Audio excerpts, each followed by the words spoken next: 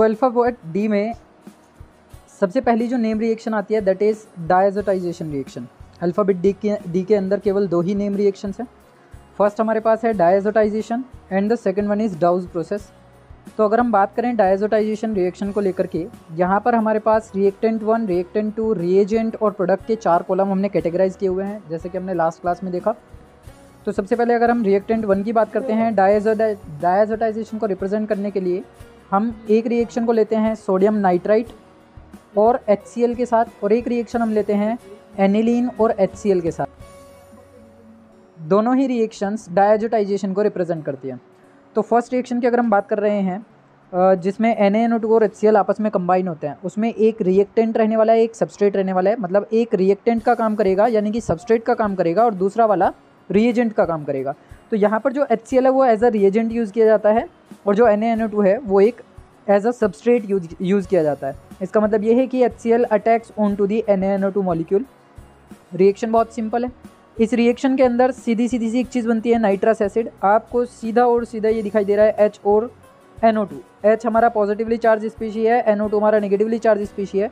दोनों एक दूसरे के साथ अट्रैक्ट होंगे और अपना एक कंपाउंड फॉर्म करेंगे जिसका नाम है नाइट्रस एसिड HNO2, और जो Na है वो Cl के साथ कंबाइन हो जाएगा, बनाएगा NaCl। तो इस तरीके से हमें रिएक्शन में मिलेगा क्या, एक मिक्सचर HNO2 का और NaCl का। बेसिकली डायजोटाइजेशन रिएक्शन में जो हमारे अटैकिंग मॉलिक्यूल होते हैं वो जनरली एसिड्स होते हैं, और उन एसिड्स में जो हाईली रिएक्टिव एसिड होते हैं, जो most of the reactive acids consider किए जाते हैं, जिनको हम स्ट्रॉन्ग एसिड की कैटेगरी में कंसिडर करते हैं, वो यूज़ किए जाएंगे, जैसे कि HCl था। अगर हम इस रिएक्शन को कराते हैं बेंजीन और अमीन के लिए यानी कि एनिलीन के लिए, फिनाइल अमीन हम इसको बोल देते हैं, फिनाइल अमीन के ऊपर जैसे ही हम HCl की अटैकिंग कराएंगे ये एज अ रिएजेंट यूज़ किया जाएगा और ये एक सबस्ट्रेट की तरह यूज़ किया जाएगा। तो यहाँ पे भी एक सिंपल सा फंडा काम करेगा, एक अडक्ट बनता है इस रिएक्शन में, बीच में क्या बनेगा, एक अडक्ट बनेगा। ये है अडक्ट, ArNH3 पॉजिटिव और Cl। बेसिकली हो क्या रहा है कि ये जो HCl है सीधा अटैक कर रहा है इस अमीन के ऊपर जा करके, और अमीन के ऊपर जैसे ये कनेक्ट होगा तो ये बन जाएगा NH2 से कन्वर्ट होकर के NH3 पॉजिटिव, और ये बन जाएगा Cl का नेगेटिव। इसका नाम है अडक्ट। इसको हम क्या नाम देते हैं, अडक्ट का नाम देते हैं ADDUCT। ये अडक्ट रिएक्शन में पार्टिसिपेशन देते हैं। ये अडक्ट क्या करेगा, अब HNO2 के साथ रिएक्शन करेगा। 2 स्टेप हैं, बाई स्टेप रिएक्शन है। पहले स्टेप में आपको HCl से रिएक्शन करानी है, सेकंड स्टेप में जो अडक्ट बनेगा उसकी रिएक्शन HNO2 के साथ करानी है। ध्यान क्या रखना है कि जो टेम्परेचर है वो आपका हमेशा ही लेस देन 5 डिग्री सेंटीग्रेड होना चाहिए। ये जो HNO2 है बेसिकली ये क्या काम कराने वाला है, इस ArNH3Cl को कन्वर्ट करा करके हमें देगा बेंजीन के ऊपर। यहाँ सीधा सीधा ये बन जाएगा N2, एक नाइट्रोजन HNO2 से मिलेगा, एक नाइट्रोजन पहले से ही इसके पास है, N2 के साथ कंबाइन हो जाएगा Cl जो पहले से ही इस NH3 पॉजिटिव Cl के पास है। यहाँ से हमारे पास ओवरऑल 3 हाइड्रोजन रिलीज़ हो रहे हैं, यहाँ से 1 हाइड्रोजन रिलीज़ हो रहा है, टोटल 4 हाइड्रोजन हो गए और 2 ऑक्सीजन हो गए। अगर हम इनको कंबाइनली देखें तो टोटल 2 मॉलिक्यूल ऑफ वाटर यहाँ से क्या हो जाएगा, रिलीज़ हो जाएगा। तो बेसिकली ये जो कंपाउंड बनता है उसको हम क्या बोलते हैं, बेंजीन डायजोनियम सोल्ट, यानी कि बेंजीन के ऊपर N2Cl की जो फॉर्मेशन है that is known as benzene diazonium chloride, और इसी रिएक्शन को हम डायजोटाइजेशन रिएक्शन का नाम देते हैं। Now the next reaction is douse process. Douse process में सिंपल से एक फंडा है, ये प्रिपरेशन ऑफ फिनॉल की रिएक्शन कहलाती है। इसको हम बोलते हैं प्रिपरेशन ऑफ फिनॉल। तो फिनॉल की प्रिपरेशन का अगर क्वेश्चन पूछा जाता है एग्जामिनेशन में तो हम डाउज प्रोसेस का यूज़ कर सकते हैं, डाउज प्रोसेस की रिएक्शन को वहाँ पर रिप्रेजेंट कर सकते हैं।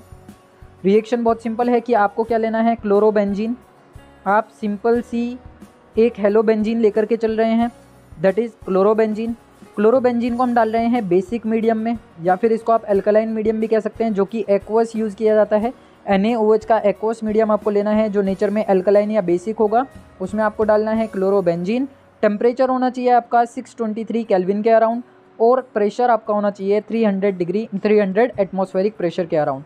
बेसिकली ये जो रिएक्शन कराई जाती है ये एक ऐसे वेजल के अंदर कराई जाती है जहाँ पर टेम्परेचर और प्रेशर दोनों की कंडीशन को मेंटेन किया जा सके, क्योंकि ये रिएक्शन बहुत ज़्यादा एक्सप्लोजिव होगी, यहाँ से काफ़ी अमाउंट में हीट भी जनरेट होती है। अब होता क्या है कि रिएक्शन जो है वो मल्टी स्टेप रिएक्शन कंसीडर की जाती है। पहले स्टेप में क्लोरोबेंजीन बेसिक मीडियम में NaOH के साथ रिएक्शन करता है एट द टेम्परेचर 623 केल्विन और प्रेशर 300 एटमॉस्फेरिक। तो हमारे पास एक इंटरमीडिएट बनता है जिसका नाम क्या है, सोडियम फिनॉक्साइड आयन। इसका नाम क्या है, सोडियम फिनॉक्साइड आयन।